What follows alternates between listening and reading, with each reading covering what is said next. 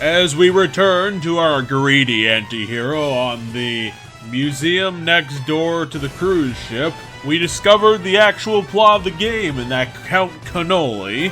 Let's drop that the Wish Stone is a thing. It's a broken slab, an ancient artifact that grants infinite wishes, and therefore Wario is going after it in order to get infinite gold from the infinite wish generator because it's Wario. You know, you let one thing slip by and an entire video game happens, Silver Zephyr. You probably could have kept that to yourself. Especially with things that we're going to find out later, but for now, we're fighting Count Cannoli again because this is still early game and he's pretty much the only other character that we've been introduced to. And unlike the first fight that we had with him that felt very simple and tutorially, the second fight that we have with him has a bit more meat on the bone and a bit more stuff to do. This time around, instead of just going around in a pod that is completely unprotected, Count Cannoli has upgraded his machine with a giant hat shield to protect himself, which is the weak point of the boss.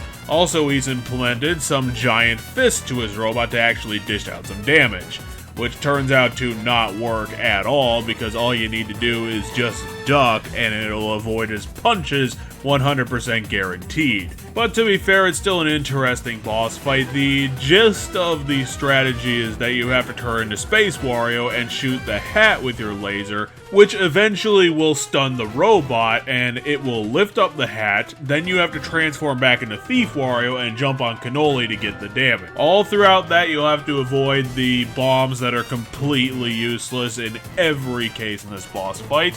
They might as well not even be there, and the regular punches.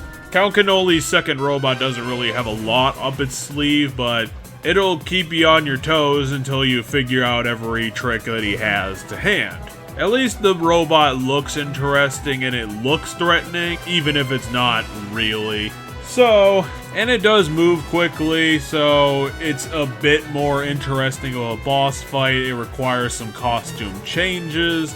But other than that, this is still early in the game, and even though it's a cool looking boss, it's still pretty, quickly done, just bookended with tons of cutscenes. You'll get this thing done in about 90 seconds if you're paying attention. I'll give it some props. At least Suzak here is starting to show some props, some design acumen to be showing off, and hopefully it'll pay off later down the line in this game.